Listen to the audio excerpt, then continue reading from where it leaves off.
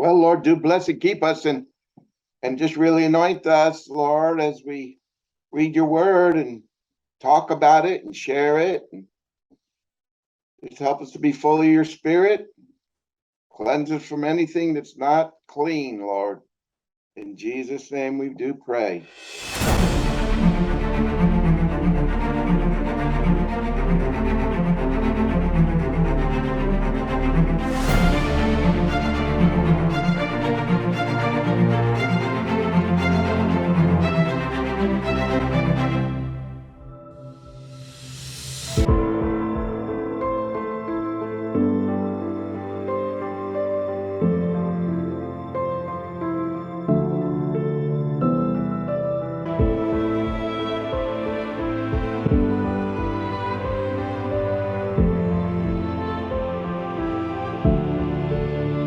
But at this point now, right after the seventh vial, we are right at the very, very end of man's kingdoms, right at the point where we're moving into the reign of Christ. And there's this bit of unfinished business here, the destruction of Babylon and the battle of Armageddon. Kind of as the world of man is coming to an end, these events are being accomplished. Yeah, it's kind of interesting, and it's a little bit of a mystery, but God shall put it in their hearts. So Babylon's going to get burnt with fire. That great city we're going to read here in Revelation 17, where Babylon is fallen, but God's going to use, I believe, the Antichrist to rain fire. Someone's going to rain fire besides God. There's a big division. And it's kind of interesting because if you look at right now in the world, it's so interesting when you have this World Economic Forum, you'll have nothing and be happy, which God's people always had, not always, but most of the time had nothing and they were happy, or maybe sometimes they weren't happy. They murmured or whatever. But we can understand that concept. So you could see Satan kind of trying to use the same thing. They'll have nothing. So Satan's going to get people where they have nothing and they're still going to be happy with him, is what he's kind of going, where he's going with that, what do you call that? The reset, great reset. Well, God's going to give them a reset. I'll never forget, that's for sure. But this is what Satan's doing. So there's a division because the world is divided. There's people that hate the Great Reset, and there's people that are really for the Great Reset. So it's just growing. It's still kind of in its infancy, if you ask me. So we have to see where this is going to go. This is very interesting. Anyway, I'll leave it at that because one thing, a lot of your subscribers and people that watch your show, Peter, they have a lot of insight also on this. And of course, we always say we want to hear the comments and see what they have to share, because maybe the Lord has revealed to them something, or we can get an amen, or whatever. So but it's interesting to discuss this stuff, and you see a lot of stuff unfolding in the world today. It's kind of like we always say, it's nearer than when we first believed.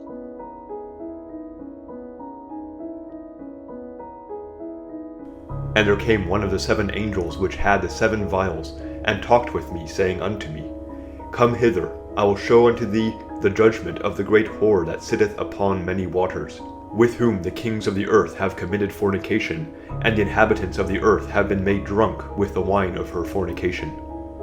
Now, I've heard different preachers. I listen to a lot of preachers out there, and I've heard some other preachers. They really get caught up with the physical fornication, like, as if they're going around screwing with one another or anything like that. But this is a spiritual fornication. This is deeper. I'm not belittling the other sins and stuff that people get into, but this is even greater. This is where they've got idols, or I should say, we get idols in our heart. Wasn't it? It's maybe in James where he says, "Ye adulterers and adulteresses, know ye not that friendship with the world is enmity with God? Whosoever therefore will be a friend of the world is the enemy of God. Well, who's James talking to? He's talking to the believers. He's calling us adulterers and adulteresses, which we probably have been in our life. You can't fake it and pretend it didn't exist. But anyway, all that to say is that you got to see this in the spirit. And because, there's a lot of people that are committing fornication and adultery out in the world. That's true. But this is a spiritual. This here is something deeper than that.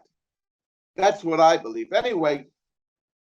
So in the Old Testament, where it talks about this harlot that fornicates with the kings of the world, it is very, very clearly talking about God's people, about Jerusalem and the people of Judea.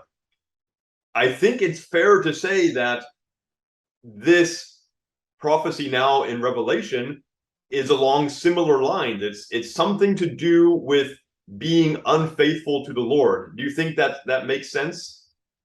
Oh, absolutely, it makes sense. That's what the whole thing is about. Okay. So this whoredom, this fornication, I think we can compare it to the same descriptions that we get from the Old Testament prophets. It's something about people who should be God's people, but are not, are being completely the opposite of that. Isaiah chapter 1. How is the faithful city become an harlot? It was full of judgment, righteousness lodged in it, but now murderers. Jeremiah chapter 2. For of old time I have broken thy yoke, and burst thy bands, and thou saidst, I will not transgress. When upon every high hill, and under every green tree, thou wanderest, playing the harlot. Ezekiel chapter 16. Thou hast also taken thy fair jewels of my gold, and of my silver which I had given thee, and madest to thyself images of men, and didst commit whoredom with them. Moreover, thou hast taken thy sons and thy daughters, whom thou hast borne unto me, and these hast thou sacrificed unto them to be devoured. Is this of thy whoredoms a small matter, that thou hast slain my children, and delivered them to cause them to pass through the fire for them? Look at Jesus, how much he preached against materialism and the things of this world. Lay not up for yourselves treasures upon earth. It's throughout this, the Gospels. Labor not for the meat which perisheth. Verse after verse after verse is warning against materialism, and that is the world. That's Babylon. That is Babylon. It's in your face constantly. Well, and very interestingly, if you're into Christian YouTube, Bible YouTube, you'll see what a big business Christianity is. These big publishers, these big names, these big ministries that are just worth tens of millions of dollars. It's quite a mind-boggling thing. Just big Christianity. If you want to give it a name. Yeah, so, it's easy for people to get caught up into because there's money involved. And almost everybody likes money. I'm not saying loves money. Everybody likes a little money here and there. It pays the bills, and you could do things with it. But that's a whole nother subject about the love of money, which is the what? The root of all evil. While some coveted after have pierced themselves through with many sorrows. And we're all susceptible to it. And we have to fight that.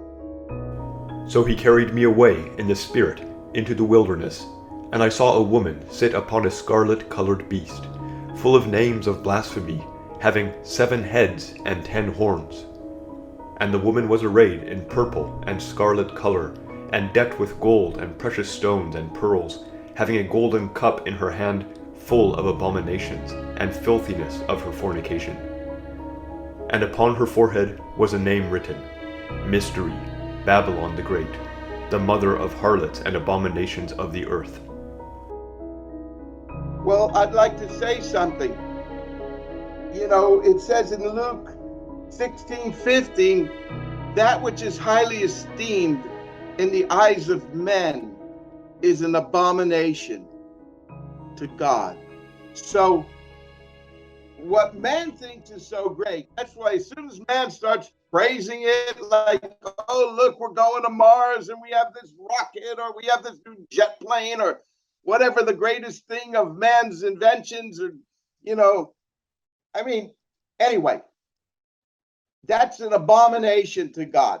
And here it is full of abominations and filthiness and fornications. So that fornications is people are making love to these things. They love them. Look how much time they have to take to make these things. They have to go to the factory every day and try to figure it out, or chemistry or lab or whatever, to produce it, whether it's an atomic bomb or a virus or whatever.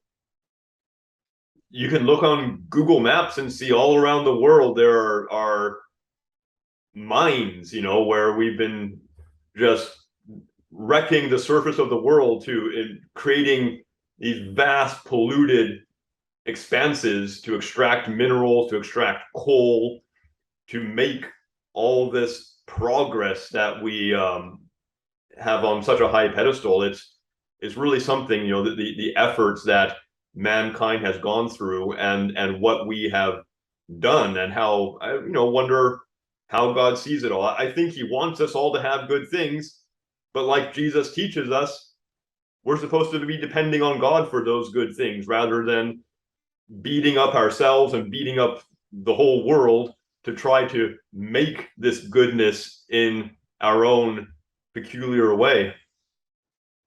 Yeah, James, from whence comes wars and fightings among you. I think you shared that one time, Peter. That's right. And you have not because you ask not, and you ask and you receive not because you ask amiss, that you may consume it upon your lusts. And I saw the woman drunken with the blood of the saints, and with the blood of the martyrs of Jesus. And when I saw her, I wondered with great admiration. So it's not just materialism, it's not just fornication. We see the conclusion of sin. We see the inevitable conclusion of sin. It's murder. It's very serious the way that these things go. It's not because, God wants us all to be miserable and not have things, but when you start worshiping things, that one thing leads to another, and we see here where Babylon has ended up. It's not just the material and sexual sins, it's murder and martyring the saints. And the angel said unto me, Wherefore didst thou marvel? I will tell thee the mystery of the woman, and of the beast that carrieth her, which hath the 7 heads and 10 horns. The beast that thou sawest was, and is not, and shall ascend out of the bottomless pit, and go into perdition, and they that dwell on the earth shall wonder, whose names were not written in the book of life from the foundation of the world, when they behold the beast that was, and is not, and yet is. Okay, I want to say some things here about the identity of this beast.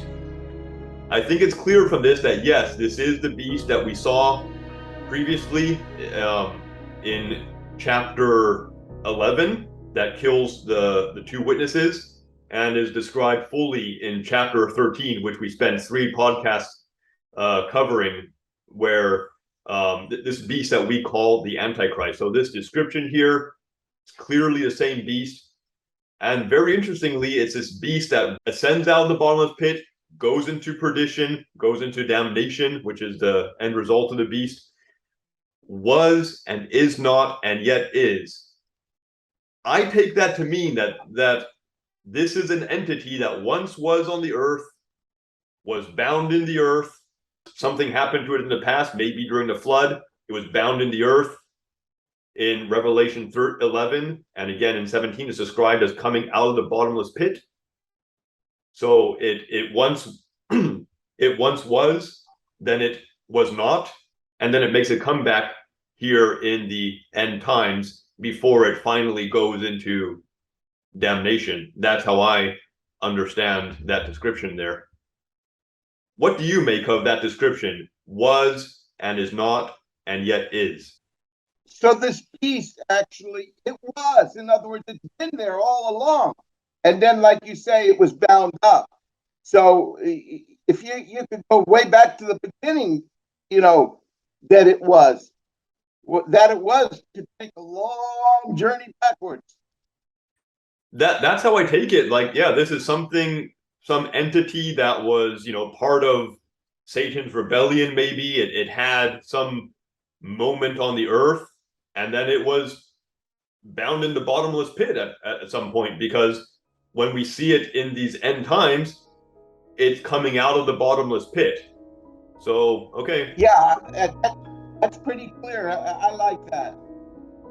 I like that description. And here is the mind which hath wisdom. The 7 heads are 7 mountains on which the woman sitteth. And there are 7 kings, 5 are fallen, and 1 is, and the other is not yet come.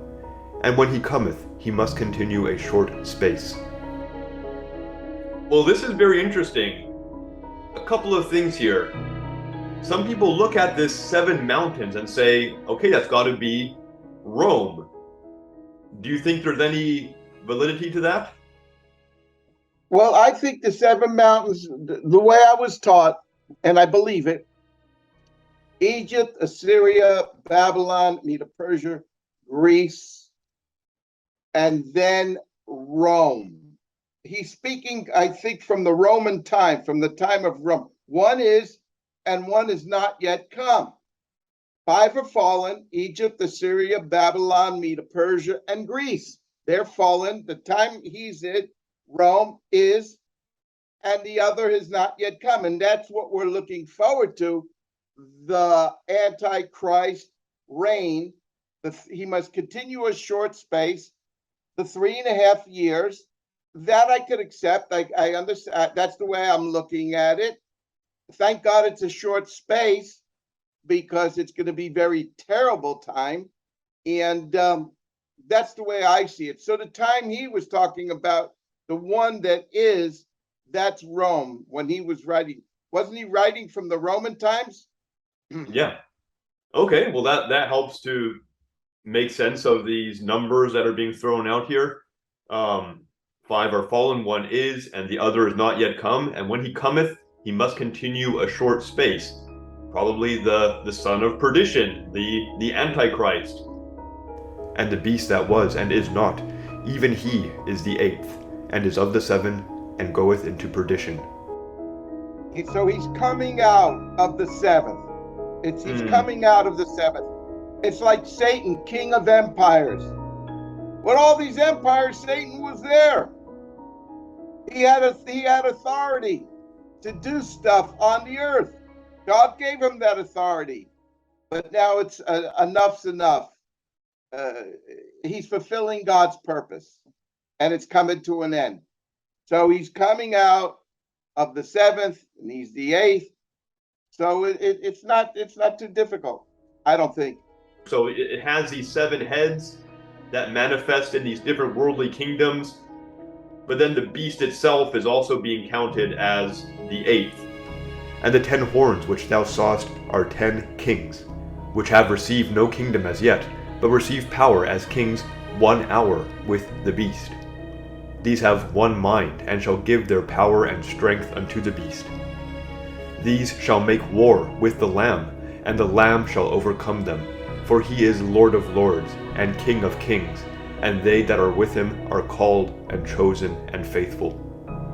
So when we saw these evil spirits go out of the mouth of the beast and the false prophet and the dragon, and they bring together these armies, and the kings of the east cross the Euphrates, I think that's kind of what it's talking about here. No, there's these kings that are going to receive power with the beast, and all their purpose and all their devotion will be to try to make war with the Lamb and defeat the Lamb. And we're going to see how that turns out. Yeah. In other words, God's people on the earth, he's going to make war with them. And you can see there's a war against Christianity, but there's a war against people that love God, whether they be this denomination or that denomination. God knows, maybe they're not with any denomination, but they love God. So it's going to be a war against godliness. It's going to be a war against godliness. Anything that lifts up the Lord, it's going to be a war against. And he saith unto me, The waters which thou sawest, where the whore sitteth, are peoples, and multitudes, and nations, and tongues. And the 10 horns which thou sawest upon the beast, these shall hate the whore, and shall make her desolate and naked, and shall eat her flesh and burn her with fire. For God hath put it in their hearts to fulfil his will, and to agree, and give their kingdom unto the beast, until the words of God shall be fulfilled. So that's what you were talking about. Yes, it's going to be the beast and these kings that destroy the whore with fire. God's using this division. A house divided against itself cannot stand, but God's judged the whore because the whore is so wicked. And 2 evils fighting each other. And the woman which thou sawest is that great city, which reigneth over the kings of the earth. There it is. It's just like, it's all one thing, man. The whole world is under the control of this entity. So it's still a mystery, even after all that. Okay, who, what, where, what city is this? Put a name on it. Is this a city? Is this a country? I guess it's something that Christians have pondered over for a couple thousand years now, trying to look at what it is in their times that fulfills all this criteria.